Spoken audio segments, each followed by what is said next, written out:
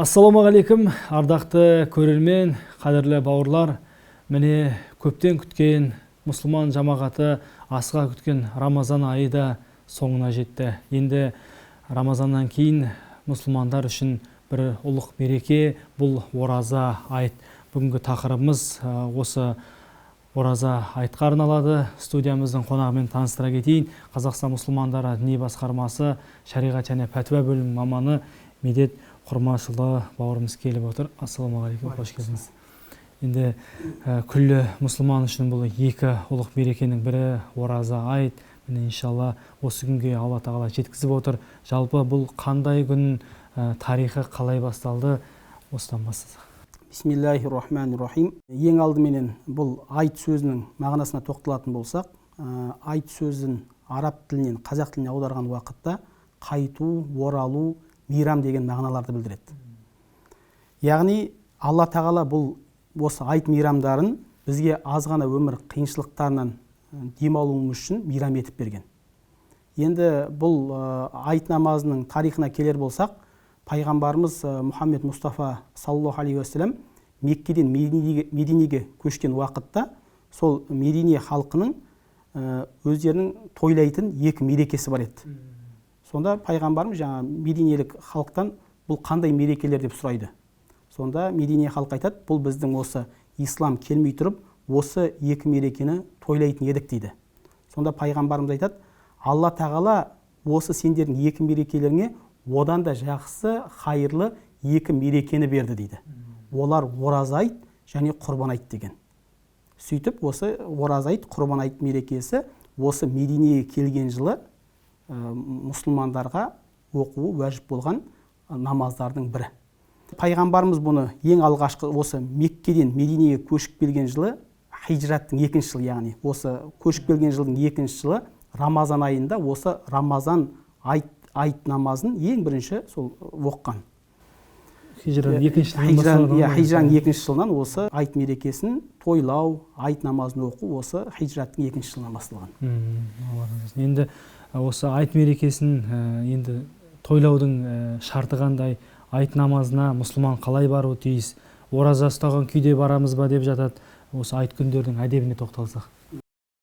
Ораза, жалпы ораза бұл бір ай бойы ораза ұстаған адам, шын ықыласыменен Алла разылығын ұстаған адам осы ораза айт біткеннен кейін көп құрметке, сауапқа ие болады. Хадис құдуси де келеді. Алла тағала айтады, пенделерім менің разылығым үшін бір ай бойы ораза ұстады. Енді олар осы бір ай бойы ораза ұстап, мешітке айт намазын оқуға бет алды. Періштелерге айтып былай дейді екен, куә болыңдар, мен олардың бәрінің күнәсін кештім дейді екен.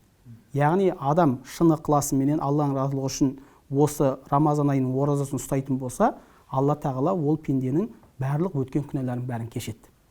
Енді бұл күні қандай амалдар жалпы жақсырақ істеу, жақсырақ дейтін болсақ, бұл күні айт намазына баратын адам әлбетте ең алдымен ғұсыл құйынып алу керек. Жаңа киімдер киіп, кейін хош иісті әтірлерді сеуіп, осылай барған дұрыс. Және де мынау айт намазынан кейін де өзінің туған туысқандарына барып, көршілеріне барып, айттап өткізген дұрыс болады. Және көптеген садақалар беру керек. Осы күні білесіздер, пітір садақасын осы айт намазына дейін беру мұстахаб, ең жақсырақ сол. Берген ол жақсырақ болып табылады. Кейін айт намазына барған уақытта да бір жолмен барып, басқа жолмен қайтқан, бұл да мұстахаб. Енді жаңағы ораза ұстауға келетін болсақ, бұл күні жалпы енді сәресін ішу керек емес. Өйткені хадистерде келеді, пайғамбарымыз саллаллаху алейхи уассалам ораза айт күндері үйден дәм татпай шықпайтын еді дейді. Яғни ораза айт намазына баратқан уақытта үйден дәм татып шығатын еді. Бір нәрсе жеп шығатын еді дейді. Ал құрбан айт болатын болса, керісінше, яғни үйден еш нәрсе жемей, құрбан айт намазына шығып, кейін намаз оқып болғаннан кейін дәм тататын еді дейді. Және бұл күні пайғамбарымыздың сүннетіне ілесе отырып, құрмаменен таңертең сол құрма жеп, айт намазынан шығарда құрма жеп, және осы құрма жегенде де оны тақ, мысалы 3, 5, 7 деген сияқты осылай жеген, бұл пайғамбарымыздың сүннетіне саямал болып саналады. Иншалла биыл осы карантин талаптарын сақтай отырып айт намаздарын мына мешіт ауласында оқу туралы діни басқарманың мәлімдемесі, пәтуасы жарыққа шықты. Енді осы айт намазы оқудың маңызы қандай? Бұл парыз амалдарға жата ма? Жалпы жаңа біз айтып өттік жоғарыда, пайғамбарымыз осы Меккеден Мединеге көшіп барған жылы, екінші жылы бұл намазды оқу мұсылмандарға міндеттелді. Енді бұл осы екі айт намазын оқу бұл уәжіп амалы. Яғни уәжіп дегеніміз парыздан кейінгі тұратын амалдардан. Кімдерге жұма намазын оқу, кімдерге міндеттелген болса, айт намазын сол адамдарға оқу ол уәжіп амал болып саналады. Енді жалпы бұл намаздың, енді кішкене айтып өтетін болсақ, бұл намаздың басқа намаздардан ерекшелігі, бұл айт намазында өзінің қосымша тәкбірлері бар. Мысалы, екі ракат айт намазынан ниет қылғаннан кейін сана дұғасын оқиды. Содан кейін 3 рет қол көтеріп такбир алады. Аллаху акбар, Аллаху акбар, Аллаху акбар деп 3 рет қол көтеріп такбир алып, кейін жаңа бисмилля, аузуны оқып, бисмилляны оқып, қирағат қылады да, бірінші ракатты осылай бітіреді. Осы намаздар сияқты. Кейін екінші ракатқа тұрған уақытта ең бірінші қирағатты қылады, яғни фатиха оқиды, зәм сүре оқиды. Одан кейін рукуге бармастан тұрып, 3 рет қол көтеріп, Аллаху акбар деп 3 рет айтады. Кейін 4-ші рет қол көтерместен рукуге барады, сөйтіп намазын аяқтайды.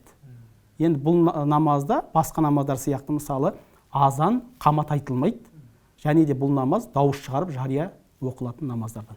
Енді бұл осы намаздың, ораза айттағы намаздың кешіктіріліп оқылатыны туралы сұрағым келіп отыр. Енді жалпы бұл екі айт намазының да уақыты күн көкжиектен найза бойы көтерілгеннен бастап күн тастөбеге келгенге дейін жалғасады.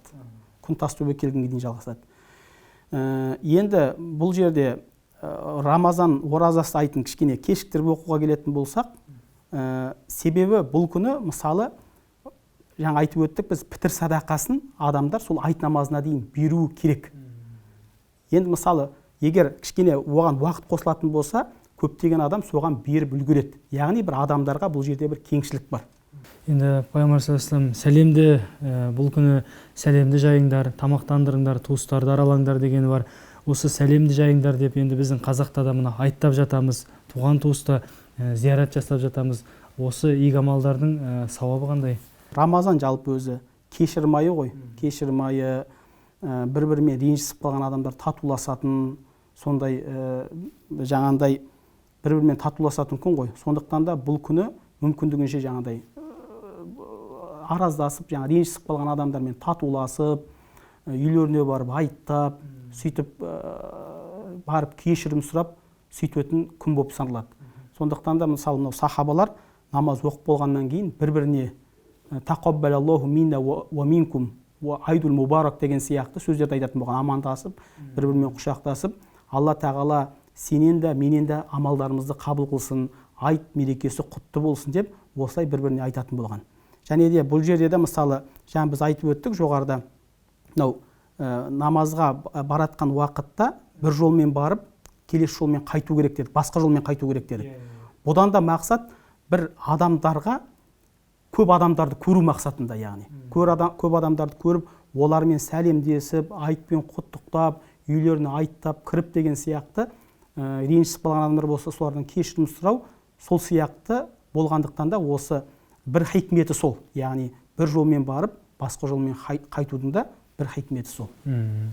Енді 3 күн айт дейміз ғой, осы дінімізде жалпы бұл қанша күнге бекітілген? Жалпы дінімізде өзі ораза айты бір күн тойланады. Яғни осы Шәуәл айы ертең, Құдай қаласа бүгін оразаның ақырғы күні, ертең сол Шәуәл айының бірі, ол осы ораза айт күні болып есептеледі. Яғни ораза айты бір-ақ күн. Ал құрбан айтқа келетін болсақ, құрбан айт күні ол 3 күн болып тойланады. Енді мына қарыз оразалар болуы мүмкін, Рамазан айынан қалған. Соларды мына екінші күннен бастап ұстай берсе дұрыс қой сол. Енді жаңа айтып өттік, біз ораза айты бір күн болғандықтан кейін, одан кейін жаңағы қаза болған оразаларды ұстап кете берсе, Шәуәл айының оразасын ұстайын дейтін болса да, оған рұқсат. енді Шәуәл айы деп қалдыңыз. Осы Рамазаннан кейінгі Шәуәл айының маңызында сұрағым келіп отыр Аздап өзіңізден. Бұл күндегі жаңағы оразалардың сауабы қандай? Енді пайғамбарымыздың жалпы саллаллаху алейхи уассаламның хадисі бар. Кімде-кім Рамазан айының оразасын ұстап, одан кейін Шәуәл айында 6 күн ораза ұстайтын болса, оған 1 жыл ораза ұстағанның сауабы беріледі деген. Енді осыған көп адамдар жаңағыдай қызығып, осы Шәуәл айында ораза ұстайды. Жалпы Шәуәл айының оразасына келетін болсақ, бұл Шәуәл айының оразасы нәпіл оразалардан. Нәпіл дегеніміз қандай? Адамның ұстау еркі өз ықтиярында. Ұстамайтын болса, оған күнә жоқ. Ұстайтын болса, жаңа пайғамбарымыздың саллаллаху алейхи уассаламның айтқан сауабына ие болады. Сондықтан да бұл күні әлбетте бұл Шәуәл айында 6 күн ораза ұстау ол жақсырақ, әлі мол сауабы бар амалдардың бірі болып саналады. Бұл айдың оразасын жаңа кейбіреулер қатарынан ұстаймыз ба деген сияқты сұрақтар қойылып жатады. Бұл жаңа Шәуәл айының оразасын қалаған адам бөліп ұстаса болады, қалаған адам қатарынан үзбей ұстаса да болады. Оның еш оқасы жоқ. Сондай-ақ мысалы бір адамдардың қаза оразалары болатын болса, Рамазаннан мысалы ауырып қалды, сапарда болды, тағы осындай себептермен бір қаза оразалары болатын болса, ол уақытта да өзінің уақытына қараған дұрыс. Егер мысалы бір себептермен мысалы Шәуәл айының оразасын ұстай алмай, Шәуәл айының ақырына жетіп қалды. Мысалы Шәуәл айының бітуіне бір 7-8 күн қалды дейді мысалға. Егер қаза оразаларын ұстайтын болса, Шәуәл айы шығып кетеді. Бұл Шәуәл айының оразасы тек қана осы Шәуәл айында ұсталу керек. Сондықтан бұл уақытта ол адам ең алдымен Шәуәл айының оразасын ұстап алып, кейін Рамазанның қаза болған оразаларын ұстай беруіне болады. Себебі Алла Тағала осы Рамазанның қаза оразаларына байланысты фаиддату мин айямин ухр, оны басқа күндер өтей беріңіздер деді. Яғни басқа күндер деген ол Шәуәл айында да, одан кейінгі айларда да өтей беруіне жалпы рұқсат. Біз енді мына қазақ халқы енді айтты 3 күн нақты бір тойлап жатамыз ғой. Бірақ кейбіреулер осы ораза ұстауымыз керек, соны бірден артынша деп жатады. Жалпы 3 күн тойлап барып, ағайын туысқа айттап барып, асықпай оразасын ұстаса бола ма негізі? Енді жаңа біз айтып өттік, бұл ораза айты өзі бір күн. Сондықтан да бұл жалпы Шәуәлдің бірінші күні сол ораза айты болып белгіленген. Осы Шәуәлдің бір күні ораза айт күні ұстау оразаны болмайды. Себебі пайғамбарымыз саллаллаху алейхи уассалам 2 айт күндері, ташрик күндері ораза ұстауға тыйым салған. Харам етілді. Сондықтан да бұл күні ораза ұстауға болмайды. Ал оразадан айтынан кейін жаңағындай Шәуәлдің 2-сінен бастап ораза ұстап кете берсе, оның оқасы жоқ. Біреу жарайды мен 3 күн бойы мысалы жаңағындай айт мерекесін тойлаймын деп барып кейін ұстаймын десе де, Шәуәл айында жалпы Шәуәл айында ұстап берсе, ол жетерлі болып саналады негізі. Енді биыл мына карантин талаптары дейміз ғой, мына айт намаздарының соның көрерменге де бір айта отырсақ, жалпы кейбір жағдайда далада жиналғанда мына арақашықтық деген мәселені сақтамай жатады. Бұл енді ойдан шығарған нәрсе емес, әрине бұл індетті алдын алу мақсатында көрерменге айтып отырсақ осында. Енді жалпы бұл карантин жағдайына байланысты қазіргі уақытта биыл Құдай қаласа айт намаздары далада оқылады, ашық аспан астында далада оқылады. Және де бұл жерде әлбетте бұл тек қана біз мұсылман адам тек қана өзін ойламау керек, айналасындағы басқа адамдарды ойлау керек. Сондықтан да мынау қазіргі уақытта санитарлық талаптар қойылған, яғни адамдардың арасында арақашықтық сақтау, ол амалға асу керек. Сондай-ақ мысалы үйден келатқан уақытта мүмкіндігінше дәретті алып келу керек, үйден жай намазын алып келу керек. Және де мысалы айт намазы оқып болғаннан кейін де құттықтап қойса жетерлі. Бір-бірімен қол алысып, амандасып аяқ қойған жақсырақ. Себебі жаңағы мынау індетке байланысты бұл амалдарды уақытша тоқтатып, індет тарқағанша осылай жаңағыдай ауызша бір-бірін құттықтаса, соның өзі жетерлі болады. Алла разы болсын өзіңізге. Шын мәнісінде бұл жаңағы өзіңіз айтып өттіңіз, бұл күні жаңағы Алла Тағаламына сендер куә болыңдар, мен құлдарымды жарылқадым деп келеді. Сондай бір жарылқауына Алланың кешіріміне ие болғандардың қатарында болайық. Бүгінгі тақырыбымыз жалпы ораза айт ұлық мереке деп арнап отырмыз. осы мұсылмандардың екі ұлық мерекесінің бірі ораза айтымыз иншалла құтты да қайырлы болсын. Әр қазаққа, әр шаңыраққа амандық тілейміз. Бүгінгі студиямыздың қонағы болған шариғат және пәтуа бөлім маманы Медет Қажыға біз Алла разы болсын, рахметімізді айтамыз. Аман, сау болыңыздар.